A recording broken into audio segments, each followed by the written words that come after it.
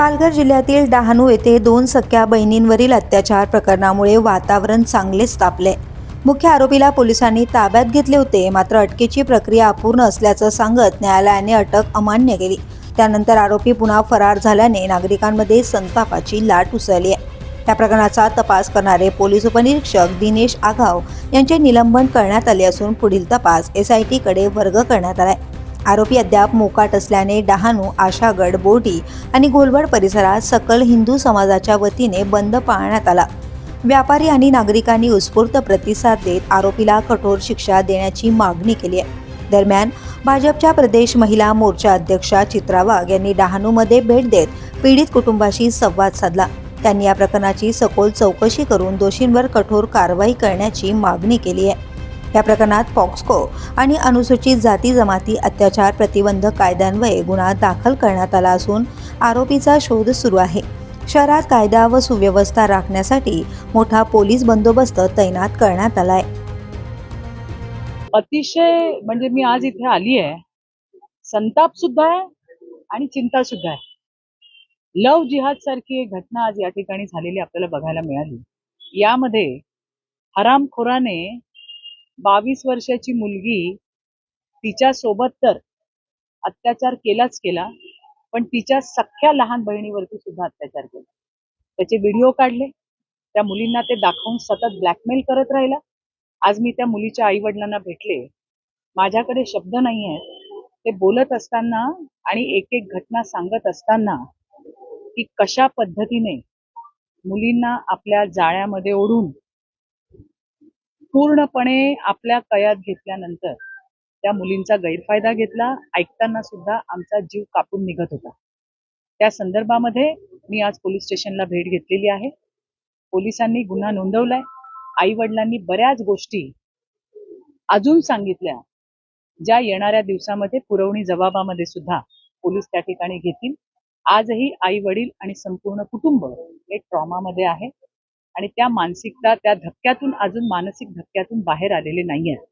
त्यामुळे पोलिसांनाही आम्ही विनंती केली आहे की थोडा वेळ देऊन जसं जसं काही घटना आठवत आहेत त्या घटना त्या स्टेटमेंटमध्ये आल्या पाहिजे आणि पोलिसांची सुद्धा तशी भूमिका आहे। आणि त्यामुळे ज्या काही गोष्टी त्यांनी मला सांगितल्या त्या अनुसार या केसमध्ये अजून सुद्धा कलम वाढू शकतात, कठीण होऊ शकतात, कठोर होऊ शकतात, याचा मला विश्वास आहे। याच्यावरती पोलीस काम करतायत। त्याचबरोबरीने आणखीन काही करता येतंय। तो मुलगा ज्याने या 2 मुलींवरती अत्याचार केला त्याचं घर सुद्धा इल्लीगल आहे आणि ते घर तोडल्याशिवाय आम्ही कोणी शांत बसणार नाही। अशा पद्धतीने ही विकृती फोफावताना या डहाणूमध्ये, पालघर जिल्ह्यामध्ये दिसतीये। ही तर एक केस झाली, याच्याशिवाय आज दुपारीच दुसरी केस आली, ज्यामध्ये मी तुम्हाला हे दाखवतेय। हे बघा, हे उर्दू मध्ये काहीतरी लिहिलेलं आहे। हे बघा, हे बघा, हे बघा, हा कागद ज्यामध्ये उर्दूत काहीतरी लिहिलेलं आहे, हे पाणी टाकणार याच्यावरती आणि मुलींना प्यायला देतात, अशी तक्रार एका मुलीने केलेली आहे। त्याचा सुद्धा कॉग्निझन्स पोलिसांनी घेतलेला आहे। हे काय आहे, हे कसलं पाणी आहे, हे काय मंत्र आहेत की याच्यामध्ये काहीतरी गुंगी येण्यासारखं मिसळलेलं आहे, पाणी टाकल्यावरती ते डायल्यूट होतं आणि मग मुलींना पाजून त्यांच्यावरती काही अत्याचार केले जातात का, अशी सुद्धा शंका उपस्थित व्हायला पूर्ण वाव आहे। आणि या संदर्भात सुद्धा दुपारी 2 वाजताच पोलिसांनी तक्रार घेतलेली आहे। यासोबतच अतिशय धक्कादायक गोष्टी या डहाणू आणि पालघरमध्ये आपल्याला होताना दिसत आहेत की ज्याला आपण म्हणू मेजर वयाच्या मुली, म्हणजे 18 वर्षाच्या वरच्या मुली, सज्ञान मुली ज्याला आपण म्हणतो, या मुलींचा स्टुडंट विजा काढून त्यांना थेट लंडनला घेऊन जाण्यात जात आहे। असे 4 परिवार मागच्या अर्ध्या तासामध्ये मला येऊन भेटले। या मुली जैन समाजाच्या आहेत, या मुली मारवाडी समाजाच्या आहेत आणि ज्यांची खाण्याची इथली ऐपत नाहीये अशी, हे सगळे जे नेणारी मुलं आहेत ती सगळी मुस्लिम आहेत।